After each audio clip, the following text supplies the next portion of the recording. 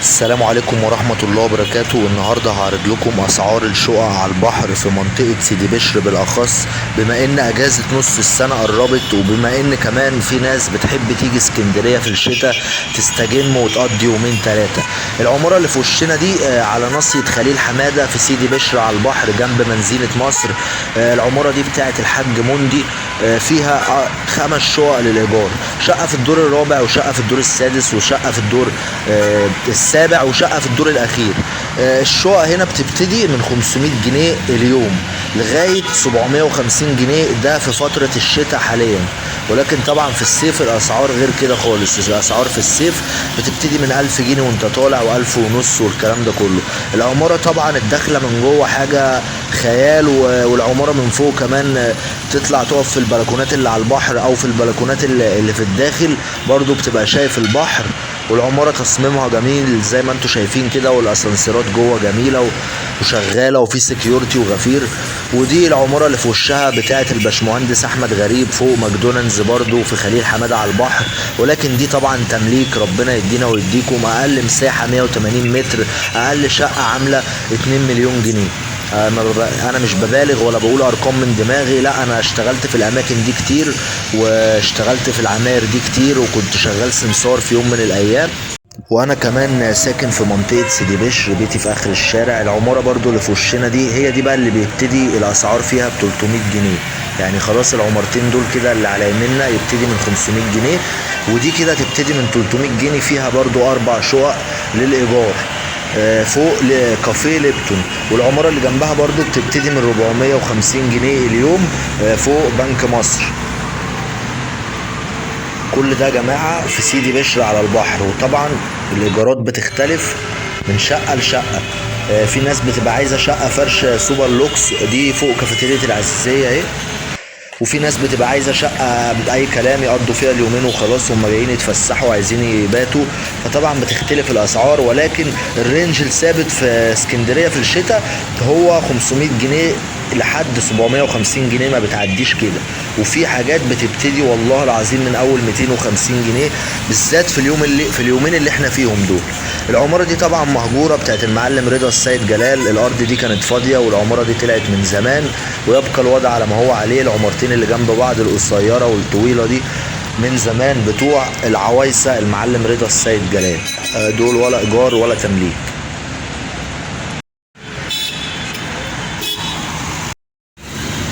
طبعا يا جماعه انا ما بعملش اعلانات لشقق، انا بس حبيت ان انا اشارك الناس اسعار الشقق في اسكندريه، وبالاخص في منطقه سيدي بشر على البحر، لان دي اكتر منطقه حيويه ومنطقه كل اللي بيجي من بره اسكندريه بيحب ان هو ينزل سيدي بشر. فقلت ان انا اشارك معاكم اسعار والعماير اللي فيها الشقق في سيدي بشر على البحر. والاسعار دي صدقوني والله من بق صاحب الشقه نفسه، او السمسار اللي مسؤول عن الشقه، او الغفير. ولكن هم ما بيحبوش يطلعوا في الكاميرا، وانا كنت هطلع اصور بس. الشقه معظمها فيها ناس ساكنه، فطبعا مش هينفع ان انا اصور وناس ساكنه. دي شقه 155 متر اللي قدامنا دي برضو معروضه للبيع.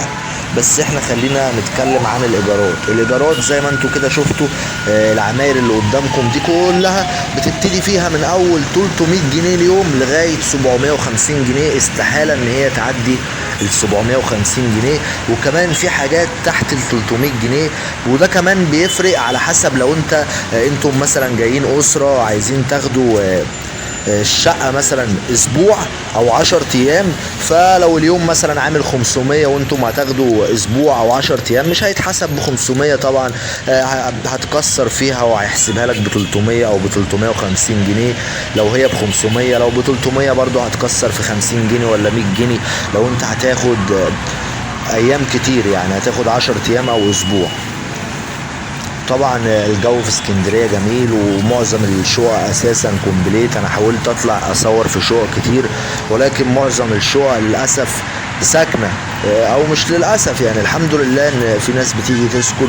وطبعا دي حاجه معروفه كل شتاء في اسكندريه، الناس بيجوا عائلات وشباب وكل حاجه، وبيجوا يقعدوا في الشقق عشان يستجموا ويستمتعوا باسكندريه في الشتاء.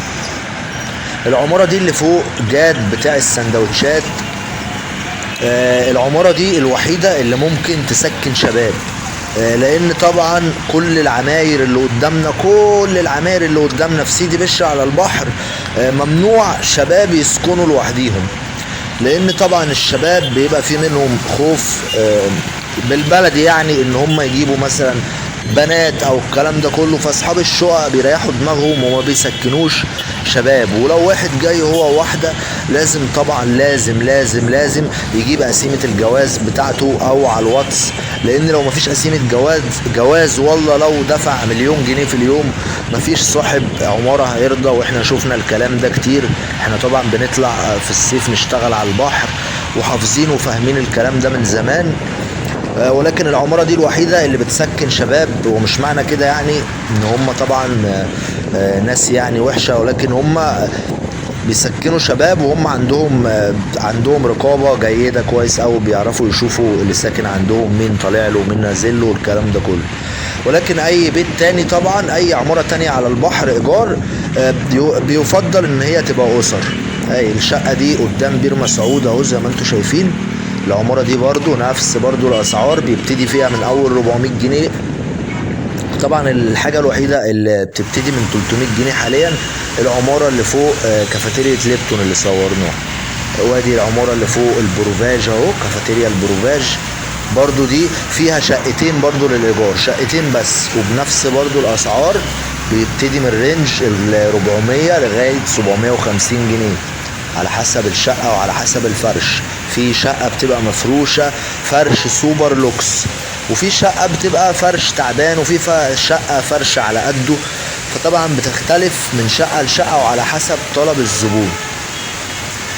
طبعا الايام دي فرصة لاي حد ان هو يأجر شقة في سيدي بشر على البحر او في اي مكان في اسكندرية، لان الشقق رخيصة جدا جدا جدا الايام دي، عشان احنا في الشتاء ومفيش طبعا مصايف، فالشغل قليل، وصحاب العماير بيرضوا باي حاجة. يعني انت لو اسرة مثلا قاعدين 10 ايام والشقة ب500 جنيه وانت عايزها اليوم ب300، والله هيوافقوا يا جماعة عادي، لان اصحاب الشقق والسماسرة والغفرة والكلام ده كله عارفين ان طول فترة الشتاء اسكندرية اهالي اسكندرية فقط وبتهش وتنش، وطبعا اهالي اسكندرية مش هيطلعوا يأجروا شقق على البحر، لان اهالي اسكندرية طبعا ساكنين فيها فمش محتاجين ان هم يأجروا.